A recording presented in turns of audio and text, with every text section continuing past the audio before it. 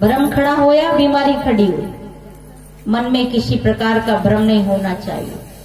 हमारी बहनें भ्रम में बहुत जीती है, और जितनी बहनें भ्रम में जीती है शायद ये कि कोई इतना भ्रम में जीता है। गांव में हम निकलते हैं तो लोग है ना छतों पे टायर टांग देते हैं। तो बोले टायर क्यों टांगा? बोले साहब नजर लग जाए। नजर पता? अच्छा तो नजर लग जाए तो ऐसा करना कि नकली मकान खड़ा कर दो कागज का, और सीमेंट भी सही मत लगाओ, सरिया भी सही मत लगाओ, और बढ़िया से नकली मकान खड़ा करके टायर टांग दो, तो क्या मकान नहीं गिरेगा? दूसरे के मकान में नजर लगे या ना लगे? अरे दूसरे की नजर नहीं लगना चाहिए। दूसरे की नजर कैसे लगेगी? अरे अपनी नजर लगना चाहिए। अपन को मकान का निर्माण शुरू हुए उस दिन से नजर भर के देखना चाहिए, कैसी गहरी नींव देना चाहिए। 2 मंजिल ले जाना है कि 3 मंजिल ले जाना है, ऐसी गहरी नींव देना चाहिए। कैसा सरिया देना चाहिए, कैसी सीमेंट होना चाहिए। रेती वाली मिट्टी वाली रेती तो नहीं है, नहीं तो मकान तो गिर जाएगा, ढल जाएगा, बिखर जाएगा। इसे हमारी नजर होना चाहिए, बच्चों पे हमारी नजर होना चाहिए, मकानों में हमारी नजर होना चाहिए। यहाँ तो मिर्ची भट्टा में भी काली हंडिया टांग देते हैं, बताओ। अरे किसान की नजर होना चाहिए, कब खाद देना, कब बीज देना, कब इसकी निदाई गुड़ाई करना चाहिए। पर हम लोग तो उनमें भी नजर से बचाते रहे। अपनी नजर होना चाहिए, और जहाँ अपनी नजर होगी वहाँ कोई बाल बांका करने वाला नहीं है। प्रारब्ध से पहले कोई नहीं मार सकता, और जिस दिन प्रारब्ध समाप्त होगा कोई ब्रह्मा भी आपको बचा नहीं सकता। इसलिए मन में भ्रम नहीं होना चाहिए, ज्यादा विश्लेषण नहीं करे, ज्यादा फैलावा न करे। समय हो रहा है, हो ही गया है। और आंखों में हो शर्म, आंखों में शर्म जिसके होगी वो कभी गलत कर्म नहीं करेगा। जिनकी आंखों की शर्म चली गई उसे कहीं के वे अपनी भाषा में तो कहो जो कहो, पर शूर्पणखा की भाषा में कहो कि वो तो पूरा नकटाई है। इसलिए ऐसे व्यक्ति की नाक ही काटी जाती है। इसलिए भाइयों बहनों आंखों में रखना, बोलो बोलो, शर्म। और ये जो है ना, ये जो लपर लपर चलती है, इसको क्या कहते हैं? जिब्बा। इसे रखना नरम। जिस माता की, जिस भाई की, जिस बहन की जीवान नरम होए, कटु नहीं बोलती है, कड़ा नहीं बोलती है, उसके घर में झगड़े नहीं होते हैं। झगड़े वहाँ होते हैं जहाँ कटुता, कटु भरे कड़े शब्द बोले जाते हैं, वही झगड़ा होता है। तो जीवान हो नरम और जेब हो गरम।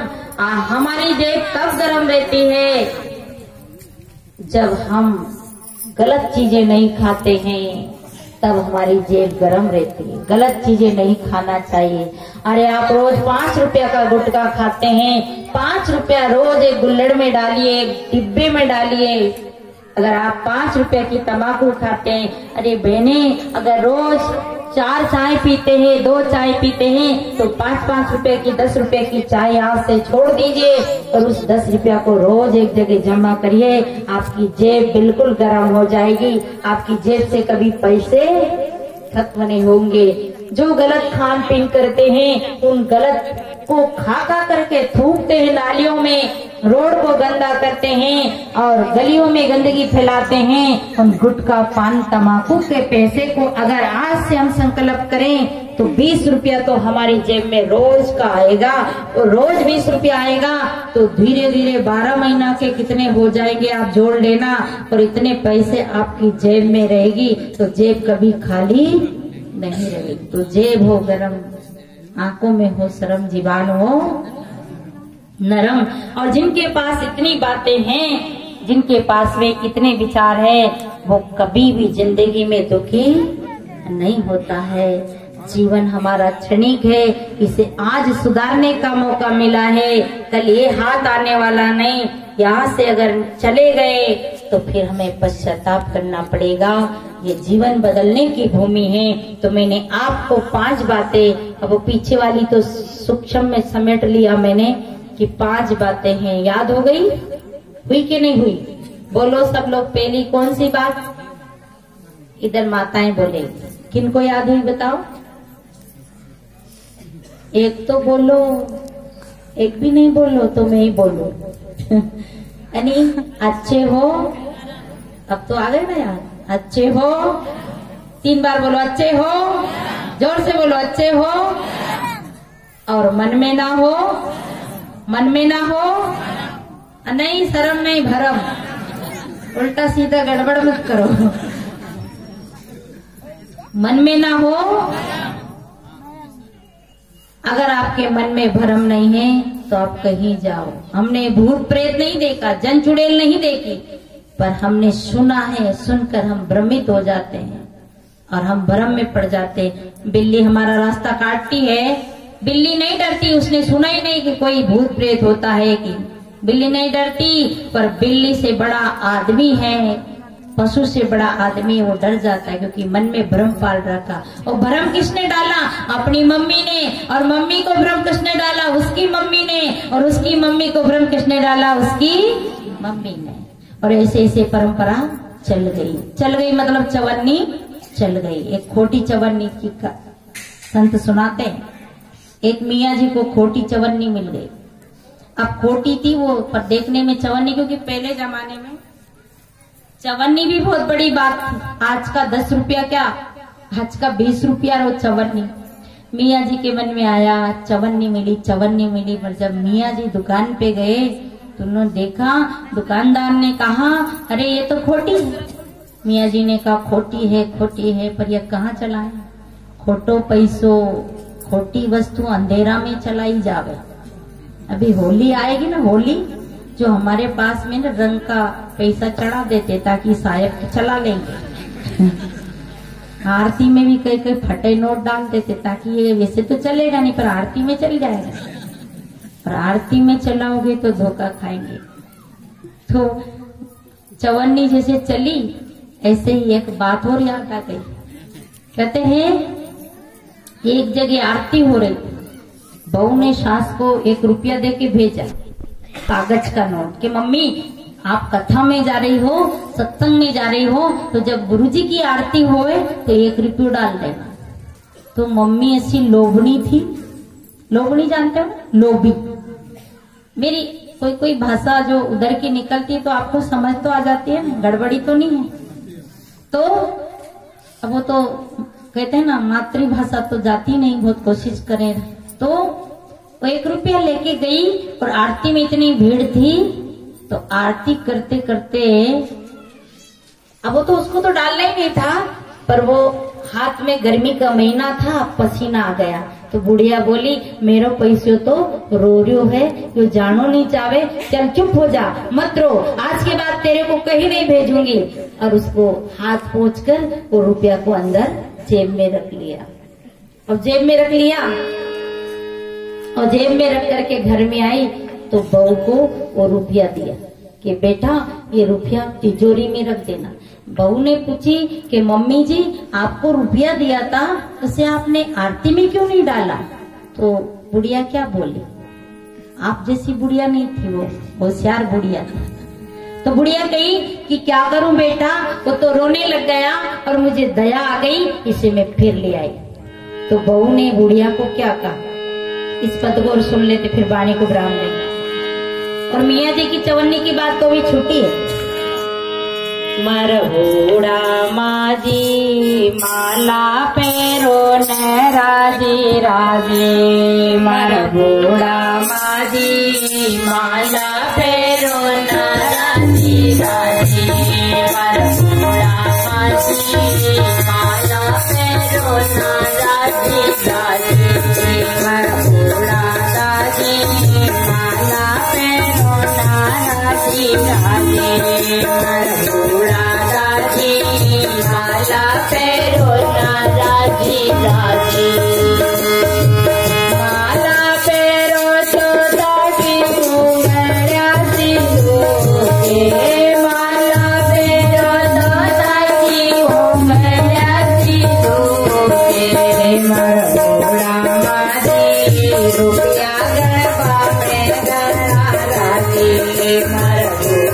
माजी रुपया गणवा में गणा राजी।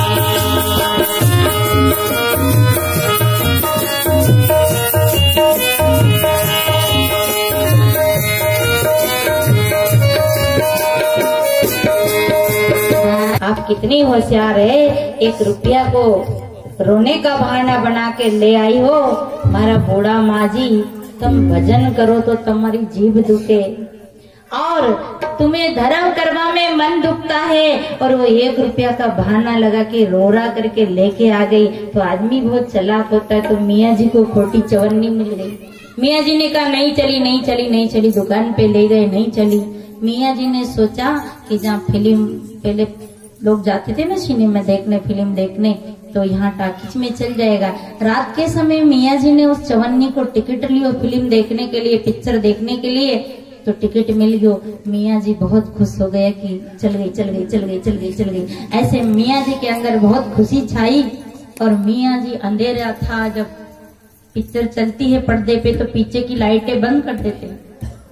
मियाँ जी मनी मन में कह रहे थे चल गई, चल गई, चल गई, चल गई। अब मियाँ जी को एकदम नींद आ गई। तो मियाँ जी बोली चल गई। तो लोगों ने कहा क्या चल गई? बोले गोली चल गई। तो भगदड़ मच गई, किसी का हाथ टूटा, किसी का पैर टूटा।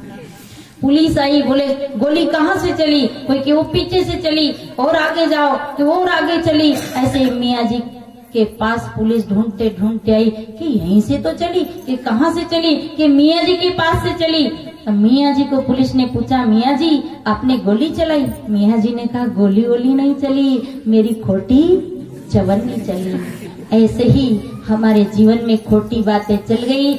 दादी ने कह दिया मान लिया, नानी ने कह दिया मान लिया, पीपल में भूत रहता है वहाँ मत जाना, और हमने वही संस्कार बिठा लिए। तो मन में ना हो भरम, आंखों में हो शर्म, जीवान हो नरम, जेब हो गरम, फिर कहीं स्वर्ग ढूंढने की जरूरत नहीं है। साहिब का पद 5 तत्व का पुतला, मानस धरिया नाम, एक कला के बीच रे विकल हो सब ठाम। ये मनुष्य सारी चीजों का निर्माण करता है, और अगर इसमें एक कला ना हो, विवेक कला ना हो, विचार कला ना हो, तो सारे विचार इसका बेकार हो जाते हैं, सारी इंद्रियां बेकार हो जाती है, सारे सद्गुण नष्ट हो जाते हैं। और शरीर से जब जीव आत्मा निकल जाती है तो सारी इंद्रियां बेठाम हो जाती है। इसको कई प्रकार से अध्यात्म में घटाते हैं। तो भाइयों, आपने ये सत्संग को लगातार 2 दिन तक दोनों भागों में इसको सुना, बड़े शांति का परिचय दिया।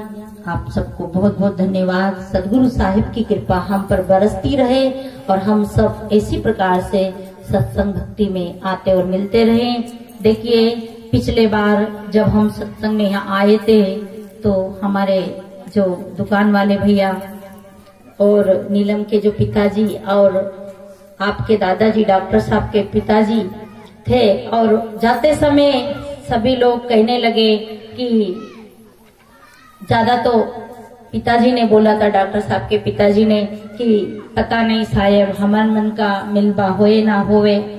तो ऐसे करते करते उनका दिल भर गया था, उनकी आंखों में आंसू आ गया था, और सभी लोगों की आंखों में आंसू आ गया था। ये पता थोड़ी होता है संसार में कौन कब चला जाए, इसलिए सज्जनों, ये जीवन का जो क्षण है ये थोड़ा है और बड़े भाग से मिला है। आप लोग इसी प्रकार से हमेशा संतों को बुलाते रहिए, और अनेक प्रकार के संतों के, नए नए संतों के विचार सुनते रहिए। और मैं एक और आप लोगों से निवेदन करने वाली थी, जो हमारे पूर्वजों की जो परंपरा है, उनका जो दिया हुआ संस्कार है, उन्हें मत भूलो। क्योंकि आपके गांव में पहले नित्य संध्या पाठ होती थी, नित्य बैठा जाता था।